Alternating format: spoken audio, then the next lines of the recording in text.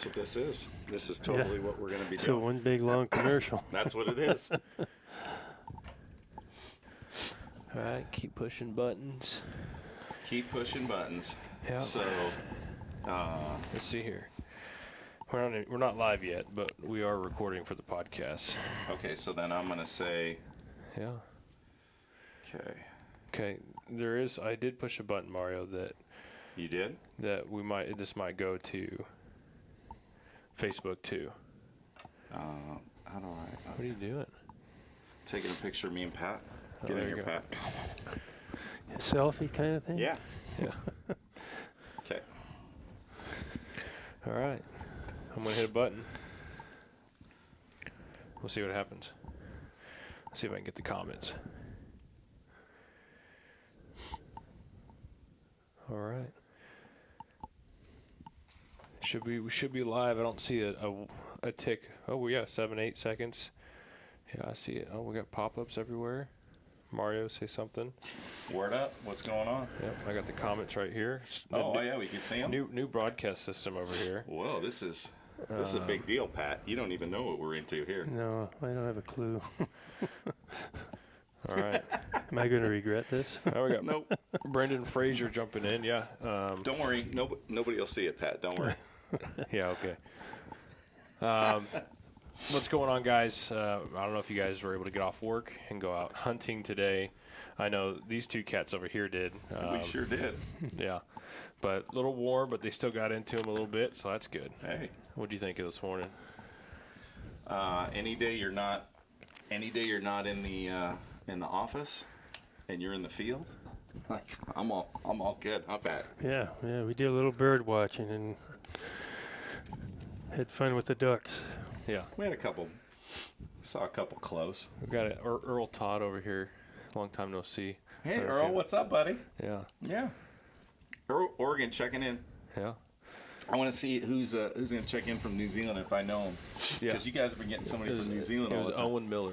Owen Miller. I don't know if I know Owen Miller. Yeah. I've been down there twice. Know a bunch of people down there. Great people. Love it down there. I love the guys at Hunting, Fishing New Zealand and all those cats down there. My buddy Jeff the Killer Irvine. Yeah. Yeah. Yeah. What's the time zone there right now? How many hours Oh my away? God! Let's see what it is. Well, they're in a different hemisphere, so. Oh, Yeah. It's 12:08 p.m. Damn, it's midnight. Yeah. Or no, it's lunch. It's high noon. It's lunch. It's high yeah. noon. Perfect time Yeah. Yeah. to tune in. Yeah. It's 11 p.m. in Iceland.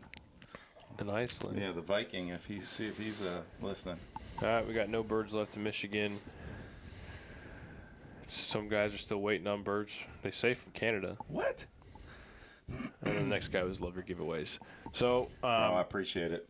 yeah, so we're gonna keep doing it. we're doing a live podcast here. It's recorded, and we're doing it live on Facebook, and we'll post it on YouTube after this. But Cool. if you guys don't know, we have Mario Friendy here with FA. He stopped by for some meetings, and we have FA's live series mailers, Decoy, Carver, Pat Godin here with Mario hanging out. You gotta give him a better intro than that. We're talking about 17-time world carving champion, 4 different categories. Well, that's just the world wins. You have a bunch of other wins. I'm gonna talk you up right now, Pat, because I know you're not gonna do it. So, you're as humble and as nice as they come, and your work is incredible. So, and you do incredible work for us. Yeah. Well, it's been a huge part of my life. Yeah. Going back, 40, 45 years carving birds. It's See, Chandler didn't get to listen to the awesome history this morning of Pat, so I'm gonna just let you just. Well, neither did the listeners. Well, here, that's what I'm we're saying. going into. Well, we're gonna do some YouTube stuff off of that stuff this morning, but I'm telling you, so I'm just gonna let Pat run with it. So you started what age when you started carving, Pat? And it was fishing lures first. yeah. I was 11 years old when I carved fishing lures out of wood, painted them up, and took them down to the local river and actually caught fish on them. Yeah. And then what fish? What were you? well, what were you targeting? smallmouth bass, northern pike, those were the fish we always went for and around that area. And then your first duck was Yeah, when? the first duck when I was 15 years old, 1968. Was only last year. It was 50 years since I made that first decoy. Yeah. In 2018. Yeah. Yeah, and then. How old were you then? Well, I would have been 15. 15. And that's the age when I could legally hunt in Ontario. Gotcha. Yeah, so that kind of inspired me. I found a book in the library on how to carve duck decoys and started doing it. Then made a few hunting decoys after that. Then in the early 70s, like 73, I made my first competition decoy. Yeah, but this is the part that blows me away. You did your first bird in what, 68? 68, yes. Okay, and then, so 5 years later in 73, you enter your first enter your first competition. Yeah. So that's 5 years later. Then, 77. 76. 76, which is only 76, so 8 years later, right? Yeah. You win your first championship. First world championship, yeah. 8 years after starting. Yeah, and the learning curve there, buddy, three years after I started making the competition decoys. That's what I'm saying. Yeah. So the other thing I was thinking of this morning when you were talking is, has anybody done it faster from starting carving, or I should say from entering to winning a world championship? No, probably not. I mean, that's 3 years we're talking. Yeah, and I guess the other thing, okay, I won that first world championship with a pair of common golden eyes, and 40 years later, in 2016, I won another world championship with a pair of golden eyes. 40 years later, in the same category, the world championship decorative decoy pairs, which is a drake and a hen of the species. Gotcha. Yeah. The only category Pat hasn't won in is an interpretive category, which really you said is not really much waterfowl at all. It's all. It could be waterfowl, but more likely is. you see other kinds of birds. Right. Gotcha. So we're not going to penalize them for not winning that one. So. Yeah. So what got you to get really good at this carving? I mean, is it just a lot of late nights, or just doing it over and over again? Well, I'll tell you more than anything, it's the passion I had for the birds, and just knowing that in the back of my mind I could make these wooden carvings and replicas of those live birds and make them look alive. Yeah. And I was confident I could do that. And I'd always been, since I was really young, really good with my hands, making things, and everything from the fishing lures and even before that. So much of what I do hinges on knowing the bird from inside out. The anatomy of the bird, the colors of the bird, the behavior of the bird, the character of the bird, and that's what I put in my carvings. Gotcha. Yep. And did you have access to all the tool work or all the machines and stuff like that, or? Well, it started off all hand, right? Well, yeah. At the beginning, it was little carving knives and sometimes a rasp where I would, start to shape a little bit with a rasp. We didn't have power tools in those days. That's right. I use some power tools now, and then of course I had to learn how to paint almost from scratch. I had nobody to teach me how to paint, but I kind of figured it out. And through the years, and even to this day, I do things. How many years later? I still learn things. New things as I'm painting. I'm trying different things to bring my work to a higher level. Yeah. So a lot of listeners probably don't know, and I don't know a ton, but what's all these categories in these carving competitions, and what's that like? I've personally never been to one. I don't know if everybody's been to one either. Have you been? You've been to a few of them? Yeah. I mean, Pat will tell you the four that he's won are the majority of the. I mean, that's the waterfowl based ones. The other ones, like he said, interpretive. It could be a waterfowl, but he can go through and kind of explain a little bit about each category. Oh yeah. Well, the other interesting thing is you go even to a competition like the World Championship, and there's a lot of carvers are intimidated, thinking, well, I can't compete at the World Show, but they have categories there from everything from the beginning rank novice all the way up through to world level. So anybody can go there and compete at the level that they feel comfortable with. And then within the show, they'll have a number of categories that primarily deal with decoy style birds. Everything from extreme decoratively finished birds with the most finest detail you can imagine on them. They take weeks and months to make, to the very simple, really true hunting decoys, and everything in between. So those are all lots of categories that deal with waterfowl, and then they have categories that deal with, you could make any kind of bird in the world, any species of bird in the world, and bring it there and compete. There would be a category where you could compete it. So your category, so there's gunning, right?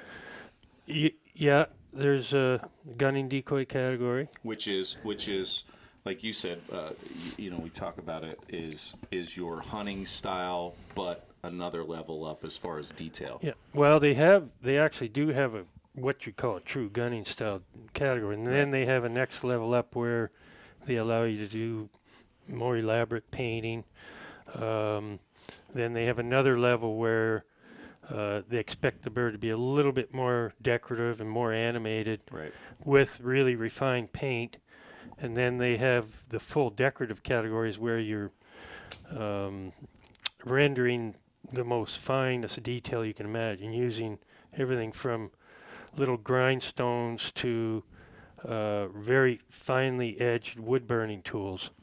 And then, of course, the paint. Some of the brushes I use, little tiny brush, like a size 1 brush. You can barely see it. Yeah, and those brushes are worth like $25 to $30 for one of those little brushes. But when you think of the fine detail I do, I kind of need those brushes to do that kind of fine work. Yeah, because that highest category, like you're talking about the ultimate in carving detail, and then on top of it, the ultimate in paint detail. Absolutely. I mean, then also at the more decorative level of carving the decoy, you also see a little bit more animation, sometimes extreme animation. The bird's preening, maybe the wing is out, exposed, and a lot of maybe undercut feathers to make that bird look like it's extreme poses. Yeah, extreme poses. Yeah, and that's where a lot of the creativity comes for the decorative carver, to come up and find things that are an idea or a concept that's a little unique that nobody's really explored. Right. And so that's it gets to the point where you master all the technical things. The big challenge is finding these really interesting, unique ideas that you can incorporate in a three-dimensional sculpture like that.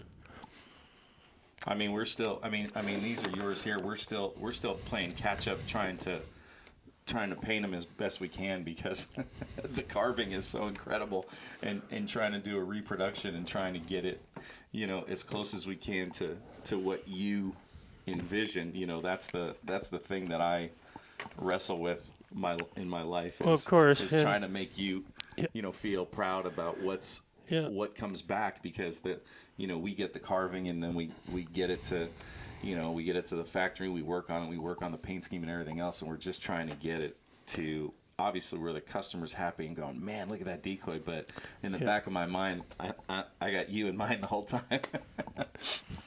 It's mass-produced decoy. We gotta, Well, I won't I'll never be angry at you for. Well, I know that, No, but you're not. I that know guy, you're but I'm doing it. doing the best job you can, and there's always compromises when you have to mass produce a product. Of course. Yeah, I mean, there's certain things. There's certain things in some of the carvings.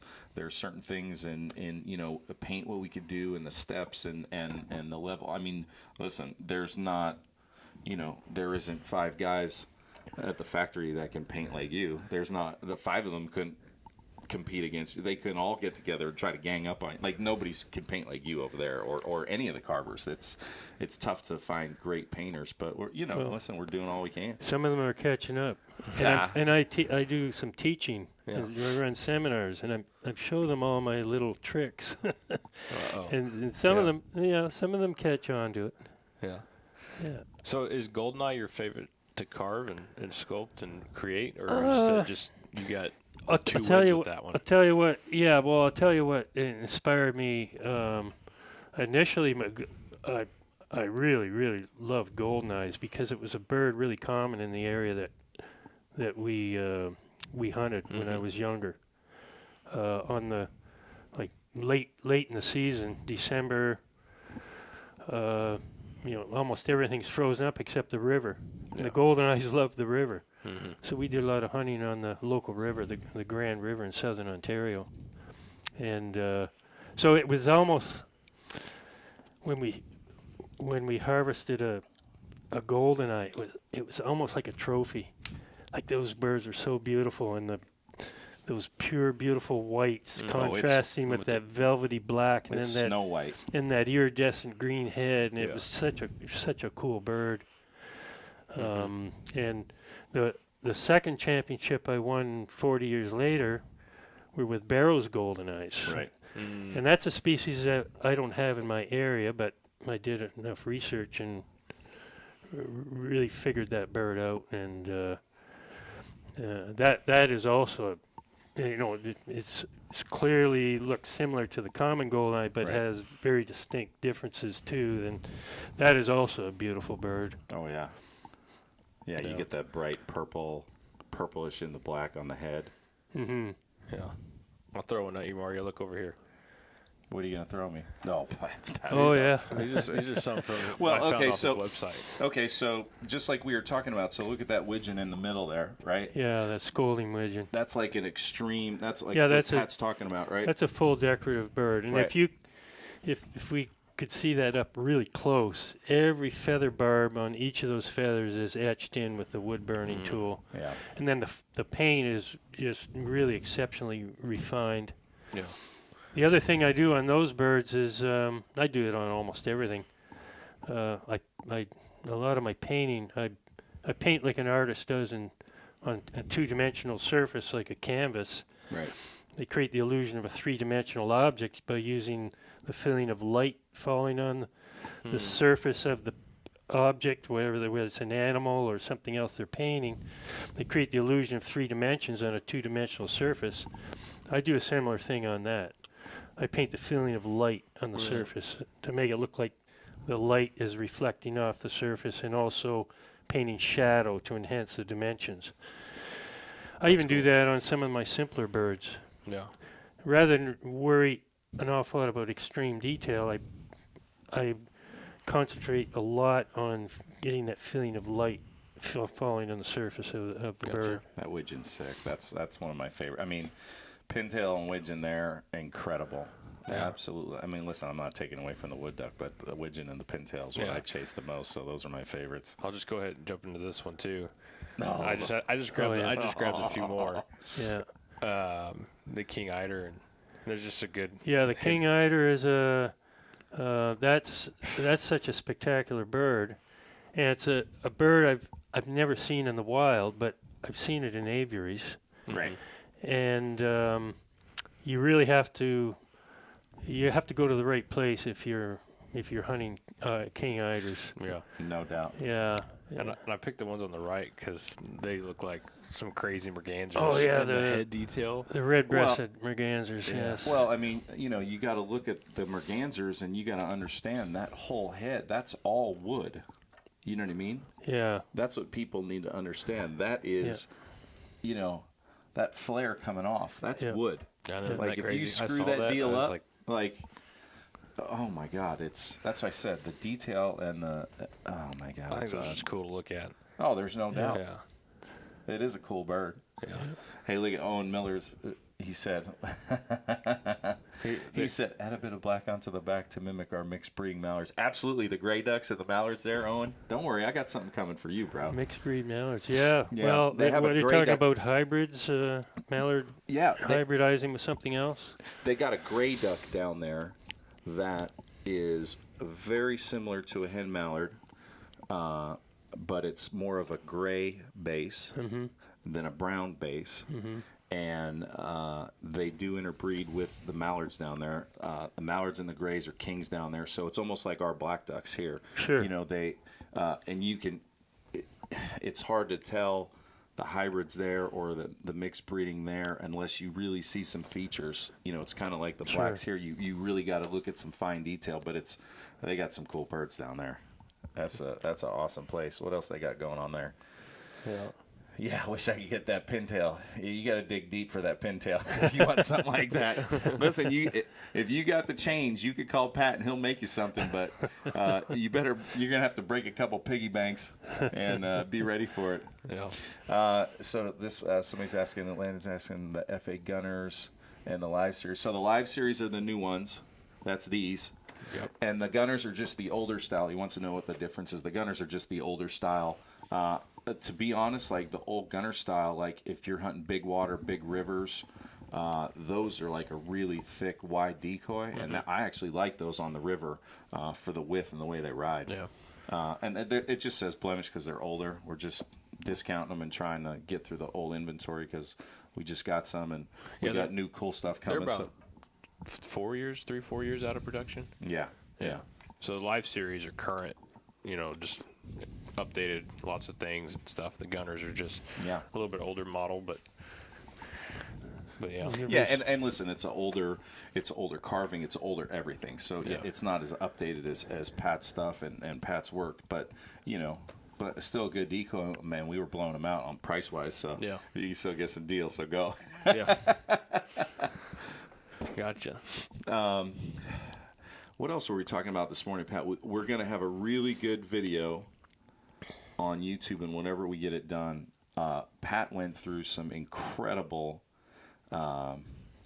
details about truly telling a young bird, immature mallard to a mature mallard. Just some incredible stuff. And we went through, and we actually finally shot one, huh?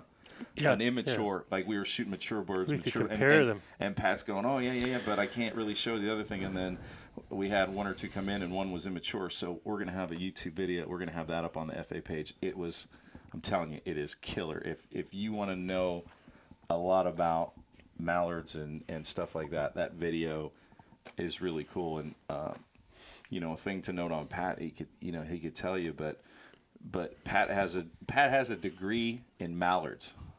Well, yeah. I mean, really. My bachelor science degree was in fisheries and wildlife biology, but then when I did my master's, my first degree was like 4-year program, specializing in fisheries and wildlife, and then my master's degree, I actually did research on mallard ecology in a series of wetlands in southern Ontario. So that was kind of the bird that I spent so much time studying at that time. Yeah. And then I wrote my thesis on it, and parts of that thesis were actually published in some scientific journals. So a lot of this stuff that I was talking about as far as aging the bird, Right. you know, that's all stuff that I learned during my time at university when I was getting my degrees, plus my own curiosity in learning about these things. That's why Pat does our mallards. Yeah, Mario's like, I need a guy to make some mallards. I mean, he's got a master's. He's got a PhD in mallards. Like, who else do you ask? You know what I'm saying? Like let's not be silly. Yeah. Like, you know, I got a PhD in running my mouth is about it. So that's all. That's what I do. Yeah. Well, the interesting thing when I finished my master's degree, that's when I made a decision to carve birds full time.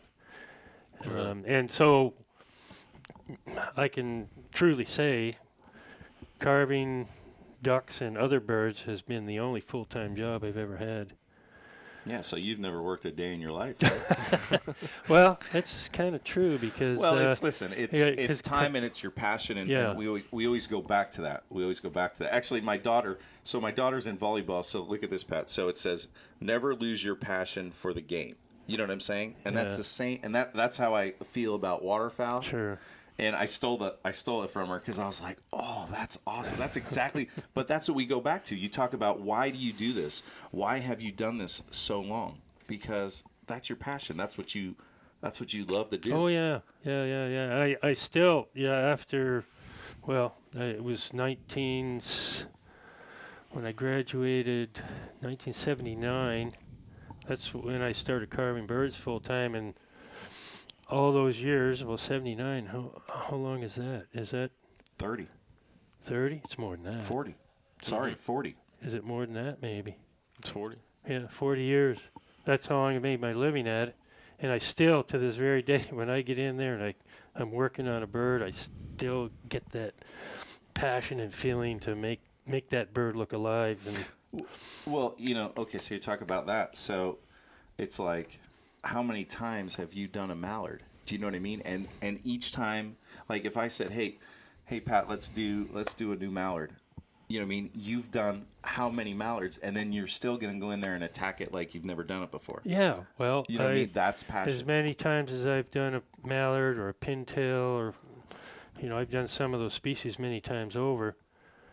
When I start a new one, I go back and look at my original reference of the live bird, because sometimes I think, well, I might see it a little bit different. Might be something there that maybe is unique I haven't done before, Right. and I can look at that live bird, and I'm not from one pintail or mallard to the next. I'm not duplicating that same Right, design. I'm right. coming up with something new and original and unique. Live bird reference. The live birds never lie. That's what you go by. What's the bird, waterfowl speaking, what's the bird that means the most to you? Which species? If we're talking about waterfowl, Because I know we talked about the goldeneye Yes. and the championships, but what is that, the bird, or is it another bird? I've got a few birds that I kind of would put at the same level. Pintails are, that's such a bird that works so great from an artistic perspective. Right. And I've done a number of them with really complex designs, and you can really take advantage of those feather shapes that are so beautiful, and a lot of the graceful lines in the color scheme, and really do something great with that bird. So that's been one bird that I've really liked a lot. And you've seen pictures of those red-breasted mergansers. I think that is, people don't really don't put care 'em if up they there. shoot them, or Right. it's not a bird you want to eat, but it's such a to me a really dramatic bird, Right. and that's been a bird that I've always really liked doing. Well, and now this is the cool thing that you always learn something as you go and talk to people or whatever. But your father-in-law was a carver, Yes, so your wife's father. yes. Like, how crazy is that you would marry someone whose dad was a carver and Yeah. and a very good, Yeah, he was accomplished, incredible carver. Yeah, that was Jimmy Vizier from southern Louisiana, Cajun family, and he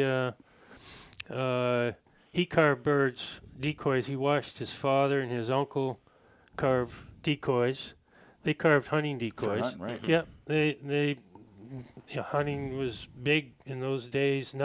And to a great degree, when they hunted in southern Louisiana at that time, they were hunting for food. Yeah, it wasn't a sport for them. Right. Because they were living off the land, Right. much like they would harvest shrimp and fish and Yeah. lots of other game. Right in that coastal marsh, Yes, right? but they needed decoys in those marshes and when they hunted ducks. And so he watched his, actually, Jimmy and his father and uncle carved, and then their father carved. So there was like 3 generations that carved decoys in southern Louisiana. And one of Jimmy's favorite birds to carve was the pintail, because he hunted them a lot. Right. And he competed in the competitions with pintails. Yeah. A lot. And in fact, the World Championship shooting rig, when Jimmy passed away, they named that in honor of him. It's called the Jimmy Veazey Memorial Award. It's a world level, so that's a huge honor. And I went. What year was it? In 2018, I decided to make a world shooting rig for the competition of pintails, and ended up winning with them. And So that was that was a hat tip to him. Yeah, exactly. yeah. And to win the Jimmy Veazey Memorial Award with pintails, and pintails had never won before. Is that right? Category, yeah, it was the first time. And so that was just probably one of the most emotional wins that I've ever had. Right. Because of that. And the interesting thing is, when they present the award from those awards that have been named after somebody, and there's a number of them at the World Show. Right. They usually have someone in the family representing the family to present the award. So I had my wife and children up on the stage to present the award to me for the World Championship. If I hadn't won it, they would have had to give it to somebody else. But really? Yeah. So that was awesome. That was really neat. Yes.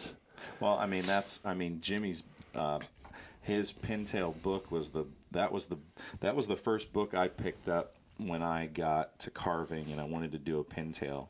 I wasn't near touching your patterns yet, so I was on Jimmy's book. I got to yours later, but that was the first book that I did, which was a great book, and you know what, his detail in the book on what to do, it was it was for a common man, I guess. Absolutely. You know what I mean? Like, Absolutely. I was reading it and going through it, and I was like, okay, I can do this. It was written in real words, I guess. Absolutely. You know what I mean? Like, Absolutely. it was. So it was awesome, and I have that book. I have a couple of your pattern books, which you have. That's what people don't understand. Well, not I don't know if they don't understand, but they need to know. Like, you have pattern books, you do seminars. Like this is without a doubt your life. You are in it. As long as I can remember, ducks have been involved in my life. It's awesome. It's awesome. That's what we all strive to do. So when was the first competition for all this carving? The actual. The World Championship? That, or maybe do you hear about when they started happening? Well, they had competitions before the World started, but this upcoming year, 2020, is the 50th anniversary for the World Show. So it would have been 1950. Would have been the first, or would you say 50 years? 50 70. years. Okay, yeah, 70. yeah, I'm sorry. Yeah. So, but I don't know all the history about it, but apparently there were some competitions for decoys going back a lot earlier than that, into the 50s and maybe even earlier. Yeah. And these are all, hunting decoys. It hadn't evolved into the more decorative decoys at the time. These were competitions for hunting decoys. Right. And there isn't much history written about that. So, I'm always kind of thinking about it. It'd be interesting for somebody to research that And come up with all that. Yeah, absolutely. Well, and you were talking about, I don't know if you want to say anything about it, but you're working on a book as well. That's right. Yeah. I'm in the writing stage right now, and it's going to be a biographical book, and it'll cover a lot about my inspiration and a lot of the thoughts on how I approach my work, and there'll be a few technical things in there, but it's not a technical book. Right. But I inevitably, with something that is you might say, a very technical art form, Right. you kind of have to talk a little bit about that at Sure. times, because Sure. people reading a book like that are really curious about it. There's no doubt. I mean, you're not getting that book unless you're extremely interested and Yeah. are into it. Yeah, and actually, I also want to get it a lot into, like, a lot of my inspiration is the bird. Oh, most of it comes from the bird, my passion for the bird, but also all the technical things as well, and the science behind the bird. Right. I want to make sure that everything I do has a firm scientific background to it, or basis behind what I'm doing. Right.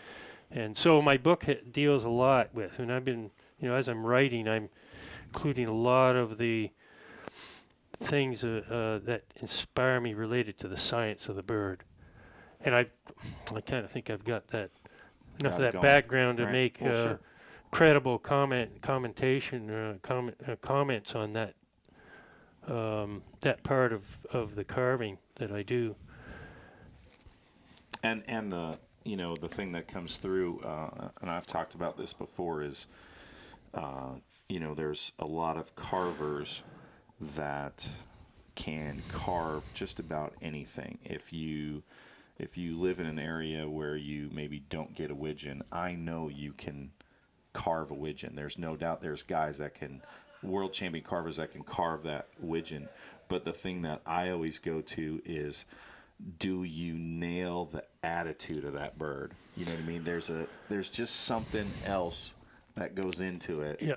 Yeah. That just hits it over the fence. You know what I mean? Yeah. You're absolutely right. There's and that's something if I'm doing a bird, I haven't done a lot of that species, or maybe I've never done that species. Right. I really, really study the bird to try to catch the character of that bird.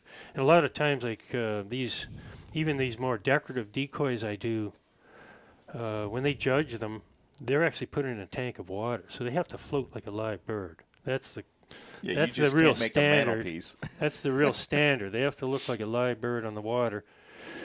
Even though I'm maybe, if I've spent 2 months doing all this intricate detail, they still have to float like a live bird. And some birds, if you look at them, they float different on the water. You look at a widgeon, to me, as a real buoyant bird. You look at a merganser, they have a real low profile, so they sit low in the water. Yes. So those things are things that I really look for when I'm trying to capture that character.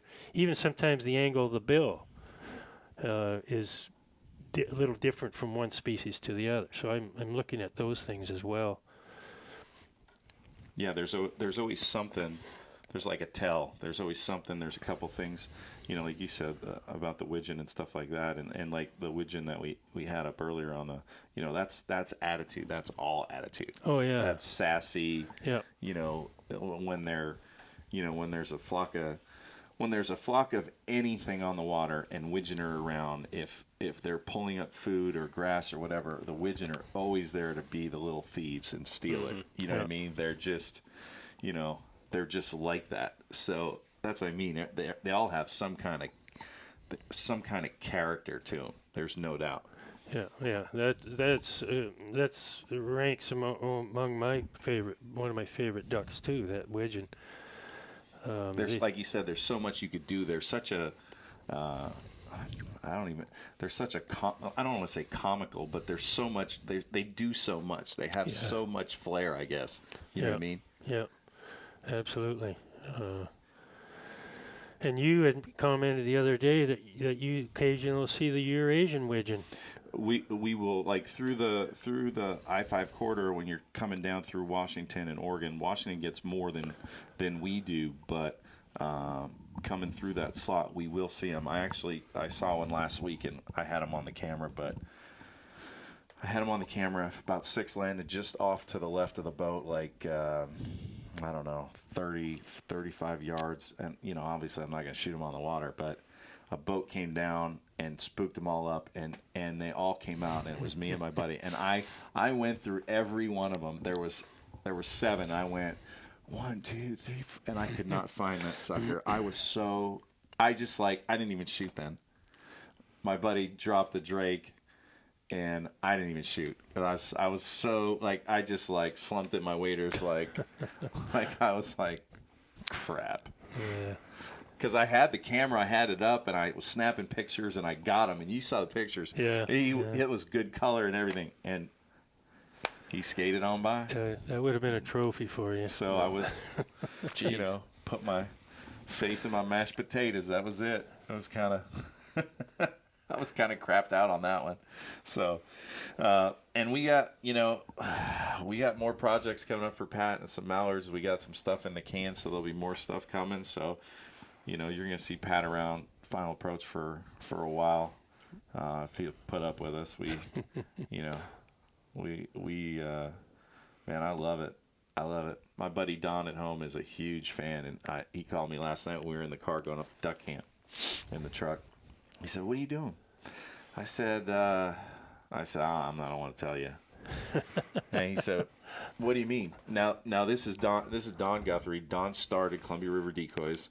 Don carved all of them, and then I helped him I helped him do the company. I helped him like transition it. Then I started doing it, and then I carved a couple birds. But Don was really the start. And to be honest, as far as commercial birds and selling birds and detail and everything, Don was 20 years ahead of everybody else. Easy. Do you remember a guy named Hooker who was doing decoys? Oh yeah. So Don saw those hookers, and Don was like, "Oh, I think I could make a better hooker," and something like that. And that kind of inspired him to do some carvings, because when you hunted those hooker-style decoys, did you ever hunt them or no? I never hunted them. So the hooker-style decoys were hollow under here, and then they had a big long keel in the middle, and it came out just about as much as this, but this was all hollow, but they were real narrow.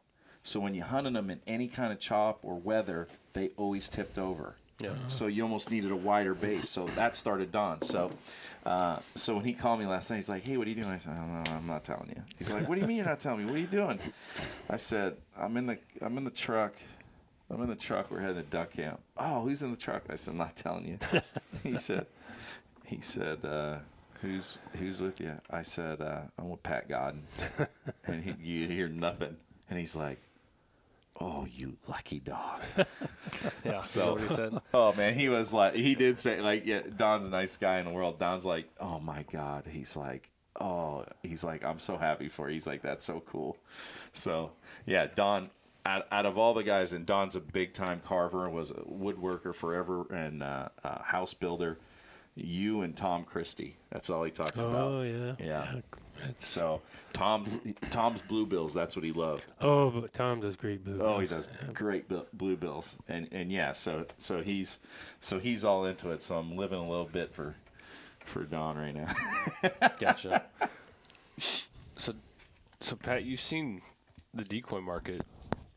You've seen some decoys on the market change a lot through the years. I mean, could you talk about the first time you started seeing commercially produced decoys and using them in the field and stuff? And Yeah, I can remember that when I was probably 15 years old when I could hunt. And I went and bought these two, I think only two, maybe three, hard plastic Victor decoys. And that's yeah. Yeah. The ones that had the They had a cross on the bottom. Yeah, that's exactly the decoy. Did you have the mallards, or what did you find? They were mallards. My dad has a couple. He has a black duck and a mallard drake, I think is what he has at the house. I know exactly what you mean. Yeah. Have you ever seen him? I don't think I've seen that one. Oh my God, there's that style. It's a cool. Go ahead. Yeah, well, there were not too many decoys available at the time. And of course I wasn't going to travel a long way to try to find decoys because I couldn't even drive a car at that point. Mm-hmm. So anyway, I bought those. I think like I said, I think it was 3 decoys, and that and then well, there was at one point there was quite an evolution in decoys, and eventually the plastic market really took off, and Yeah. there was a number of companies that came out with well, at one point they became more realistic. Yes. Yes. And so some of the product development people were recruiting, really talented carvers to start to make the models for these things. Yeah, to make it more lifelike, and then try to mimic the paint schemes, and the commercial was definitely chasing. Commercial side was definitely chasing the actual, world championship carver side. Yes. There's no doubt. Yeah. There's no doubt. Yeah. And it's, when you look at what's available now and what was available back in, in the 60s and 70s, Right. there's been a lot of changes in the evolution of these decoys. And, I guess when you think of it, a real purist would want to hunt only with wooden decoys. Right. Mm-hmm. But, most people they can't carve them themselves, or to try to accumulate a rig of wooden decoys by buying them, it costs you a lot of money Yeah. to buy those, really decent quality wooden decoys. Well, listen, I took him over to the store yesterday. I lost him for a little bit, and then we wandered up and down the decoy aisles just like kids. Yeah. It gets, So you tell them what you thought of the store? Well, it was overwhelming to walk in there. They go, where do you start? Yeah. To look at all the products. I spent some time in the fishing section and looked at all that, and then the clothing section is just, I think you have to go in there kind of knowing what you're looking for, so you can kind of focus on a zone where you can find the products that you want. If not, you'll go in at lunch and you'll hear, all of a sudden you'll hear the store is closing in 5 minutes, and you're like, oh, whoa, I've been here all day. Yeah. It's pretty awesome. We've always enjoyed having about every stock of decoy that we carry out and open. Yeah. And in the store, we can see it and touch it, look Oh, at that's it. a good question right there. So we were talking about this earlier. So your paint, or I'm sorry, your wood. What is the wood of your choice? Because a lot of different guys have different. Yeah. That's been just like everything else. That's been an evolution for me. Right. And I think the first competition decoy, I think I made it out of cedar. And cedar for a hunting decoy is fantastic. That's probably one of the best woods you could ever use for a hunting decoy. But for the decorative decoys, really isn't. That isn't the best wood. Because it's a soft wood. Well, it has a lot of grain in it. It does have a lot of grain. Yeah, and it doesn't. To put fine detail, it's not nearly as good as some of the other woods. And Correct. then the next wood I used, I believe, was pine. And there's some actually white pine, really nice white pine that doesn't have knots in it. Yeah. Is actually a pretty nice wood to work with. And then a traditional wood that a lot of wood carvers, not just bird carvers, but other wood carvers use is basswood. Yes. So I used that for a while. That always comes up. I mean, Yeah. that's the standard always talks about. The problem with basswood is it's really quite heavy. And also, you often can't get it in big enough pieces to make That is correct. the body of, say, a mallard. It'd be very difficult to find a piece of wood that big without laminating it. Correct. And when you laminate a piece of wood for a decoy like that, and if you're putting detail in it, you're always dealing with a seam where you've laminated it, which is always creates some kind of an issue. And the wood is heavy, so for a decoy that's going to be floated in the water, even the decorative decoys, you have to hollow them. So that presents another. Then you gotta figure out make it ride right. Well, that's There's your once you hollow it out. yeah, that's definitely there's extra work involved in Right. hollowing it and then doing all the other stuff and Right. then of course sealing it back up together. Right. But the wood I use now, and a lot of the carvers have transitioned to that, quite a long time ago actually. Right. Is Tupelo. Right. And Tupelo, it grows in cypress swamps in southern Louisiana or Mississippi, and also there's some that's growing along the East Coast, like North Carolina. Ah, gotcha. Yeah, there's some North Carolina Tupelo. The advantage of Tupelo is you can get really, really big pieces of it. Gotcha. So you can do very large birds. Or a whole a whole scene or whatever you need to do. Well, I know a carver that made a life-size bald eagle out of one big chunk of wood. Wow. He didn't have to laminate anything together. Really? It was one piece of wood. And the other thing is it's really, really light. So normally if you get quality Tupelo, you don't have to worry about hollowing it to make it float properly. Yeah. You might have to put a keel on it, maybe some lead ballast weight to adjust the flotation, but it'll be plenty buoyant. Right. Yeah. So that's the main wood I use for to this day for. And then paint, like when you're painting, is there any secret paint you're using? You don't need to give away your secrets, but no. is there just like a type, like not a brand or so, Yeah. but just is it a lacquer paint? Is it a No, there's two main types of paint that Decoy carvers use. There's the oil paints and there's the acrylic paints. Yep. Those are two main things. And Right. a lot of the difference there is with oil paints, it's there's a when you apply oil paint to a surface like that, as it cures, there's chemical changes that happen that sometimes create patina. So the color actually changes over a long period of time, which for some styles of decoy carving, that's actually a good thing. right? The paint that I use is acrylic paint, and what happens with that paint as the paint cures, it's a physical change. Basically, the water evaporates out of the paint, and then it cures into a hard, permanent surface. Right. So that there's really in the application of the paint is quite different between oil and acrylic paints.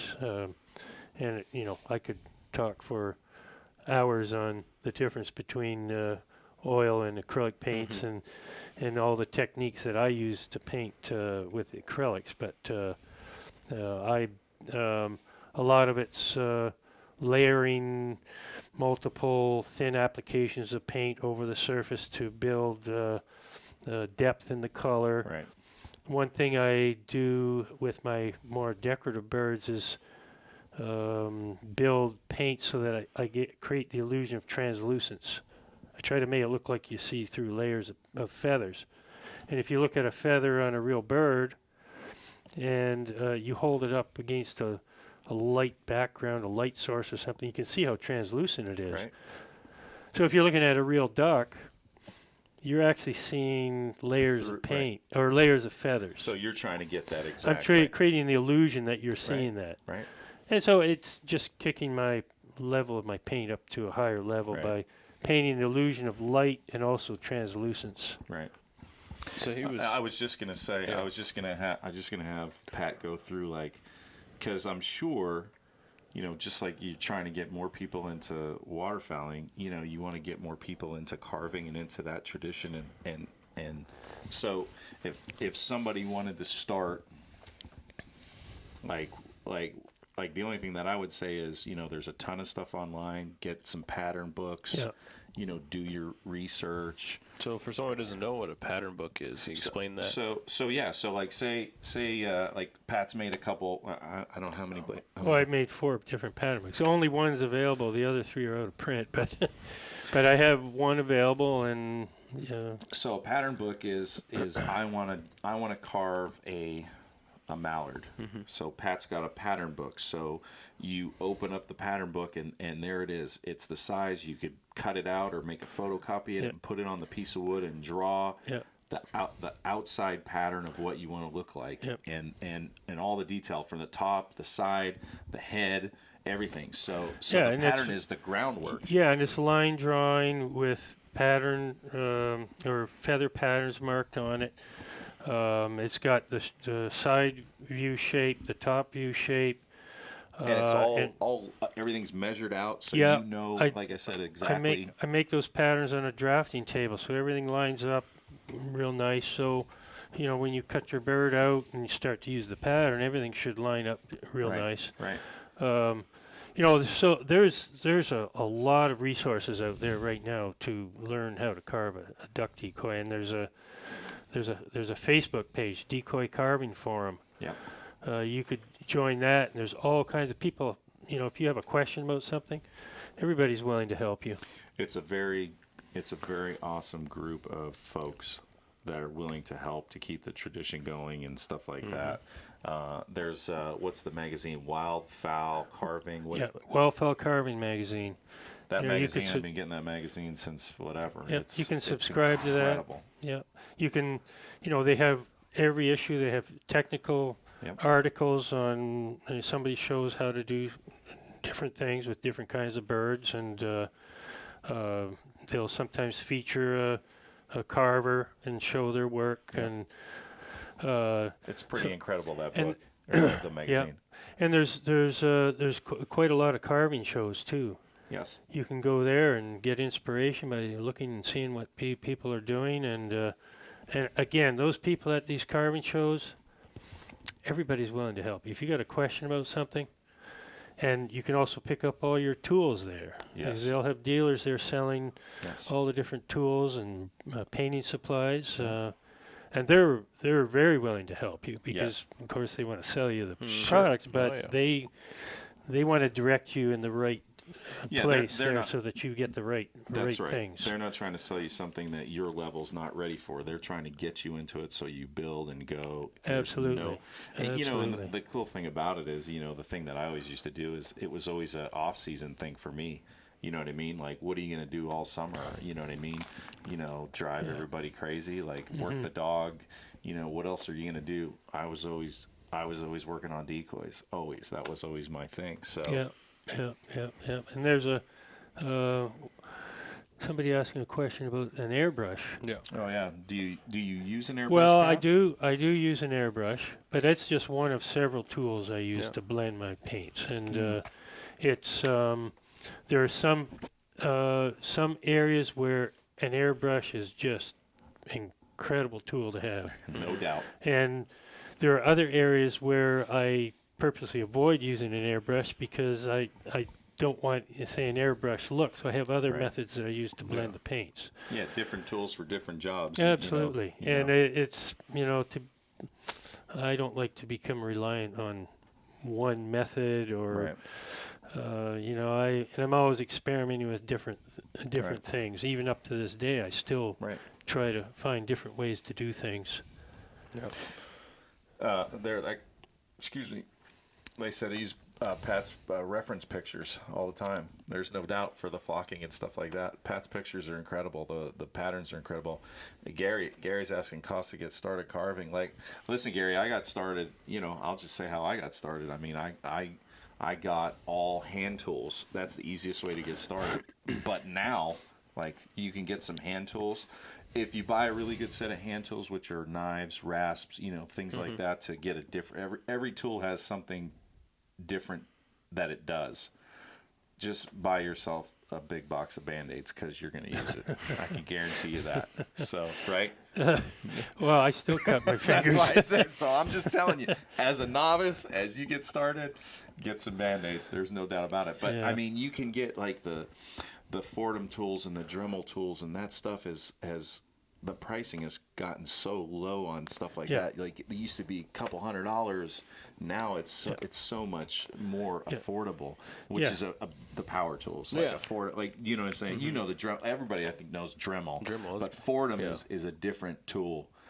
It's more of a carving based tool. Yeah. I mean, I've never seen anybody else use that or even hear that name. Right. Yeah, that's right. All right. Now there's If you as you advance in carving, there are a number of other tools that Absolutely. are more cost more. But I'll tell you what, when you get them and use them, you'll wish you had them A long time ago. Yeah. Right. Some of those little high-powered rotary power tools we use. There's a number of brands that we use. There's the Guesswine, the Ram tools. Oh, the guess one, yeah. Yeah, and the Ram tools to do real fine work with little diamond cutters and Yeah. stones and stuff. They run so smooth. The bearings in them are so good. You can work It's the ultimate. you can work for hours without your fatiguing your hand Gotcha. because there's no vibration in them. Gotcha. You still have to learn to control them. That's part of the learning the techniques, the carving techniques. Would you say like hand tools and a Dremel or a Fordham, something like that to start? Is that what you would say? I started with hand tools, but then the first power tools I had were the bigger Fordham tools where I could really take a lot of wood off fast. Right. And then the Dremel, which gave me a little bit more refinement because it was a smaller, more refined tool. And yeah, then a little burning tool. The burning that's tools. That's my favorite. You can buy burning tools at you might say a low priced burning tool that works great, and then you can get a little bit more advanced burning tools. And I love to paint, but I love burning feathers in. I love it. I sit there like people are like, "How can you do that?" Like I can do that all day. Yeah, I love doing that. That's one of the more tedious things we do. but like just the smell and doing it and just I don't know, that part to me, I just I don't know, I love doing that part. Yeah, that's cool. Yeah. I don't know. You have a ballpark idea? Oh God, he can get into it for $200. He can get really into it. You know what I mean? Yeah. I mean, the Dremel tools, holy crap, the Dremel tools at Home Depot or something, you go in, they're hardly anything. Yeah. I mean, the Fordham's a little bit more, and that's just bigger. Like Pat said, that's just a bigger tool to get more wood off. Yeah. But you could use a bunch of those hand tools, and yeah, I mean. Yeah. I still use a little draw knife and gouges and chisels when I'm starting to rough my bird out. When you use those tools, you have to be able to clamp it in a vise because you need to have control with both hands. Yeah, you can't. So you need a. So don't do this. No. Because that's a sure way to use the Band-Aids. Yeah, and you could do more than that. Cut your finger off if you're not careful. Doubt. Yeah. Extremely sharp. But tools. So if you're using those kind of tools, you need maybe a little workbench with a little vise on it, and you can go to town with it. Yeah. Just do some research and see what you need, and go for it. Yeah, it's awesome. Yeah. How much space does it take up in your garage? Well, Pat's probably got. Pat's got like a shop, like a legit. How big's your shop? Well, actually, the rooms I work in, I'm the only one that works there, so I don't need a lot of space. Right. So I've got a carving room, right, and I've got a painting room because I don't want the dust in the painting room. Correct. So I purposely set that up a long time ago. Right. And I don't have a glamorous, spectacular shop, but it serves its purpose, and I get everything done there. I have mine separate too. My paint booth is bigger, but because you like to get crazy with all the painting. Yeah. And there's always a project that I'm like, let's paint my son's lacrosse helmet, or or he wants to paint his bike or whatever. I'm like, I love to paint too, so I'm just like, yeah, let's do it. Hey, paint the boat. I don't think I got room for that, but let me figure that one out. Yeah. So it's something like that. So yeah. There's always a project. Yeah. So Yeah. Awesome. Somebody mentioned Jody Hellman there. Yeah. Yeah, he's a great carver. Is he? And it's a stylized type of carving, and has his own unique style, and he's good. He's good at it. Cool. Yeah. How's that for chipping away in an hour? That's pretty awesome. Yeah. Yeah. So, See, I talk for a living. See, I told you we could get through. And you think we could get through an hour? Oh, we can get through an hour. Yeah. I'll draw it out of you like blood. I got you. So for you guys watching, and you can see in front of us are 2 decoys. These are the live mallards from Final Approach. Yep. And Pat over here, he's the one who carved them, which is pretty cool. Yeah. I love the detail, and I love the size of them. We were very fortunate. The size of this decoy is just big enough. We don't call it an oversized, but I think it's a great size. Yeah, there's no doubt. Great look to it. Yeah. Yeah, I think we're at about 17 and a half inches right in there, like give or take, so a couple different ones. Depends on which bird you... Right. So I'll just say we're just shy of 18, so we're right in there. So you're talking right from the tip of the bill to the tip of the tail? The bodies, I believe, are, 15? I think. Yeah. The body length from the breast to the tip of the tail. And a live mallard, I believe, is maybe closer to 14, so we're just a little bit. So just a hair over life size, let's call it, right? Mm-hmm. Yeah. But good looking on the water, ride nice, look nice. So, yeah, all we're trying to do at FA is just chase Pat, just try to chase what his dream is of. This is what the bird looks like, and we're just trying to reproduce it and chase it. So, yeah, we're getting better. We're chipping away at it. All right. Well, Mario, any last things we're good? No. Listen, on the Final Approach side, I mean, go check us out. Go like us on Facebook. Follow us on Instagram. Go to the YouTube channel. We got a bunch of videos about the products, and we're putting stuff like this up, and the podcasts are up. We're chipping away at some of those. So, I mean, just if you got questions, go to fabrand.com. Everything's up on the website. You guys at Rogers, you guys have been selling a pile of our stuff. We appreciate it. So you could always go to you guys. You guys always throw some great sales on and stuff like that. I mean, there's crazy sales. So go for it. All right. Pat, appreciate it. Yeah, I love the info, and thanks for, joining us too, clowns. I enjoyed talking with you. Awesome. What'd you think of the Missouri duck hunting this morning? Loved it.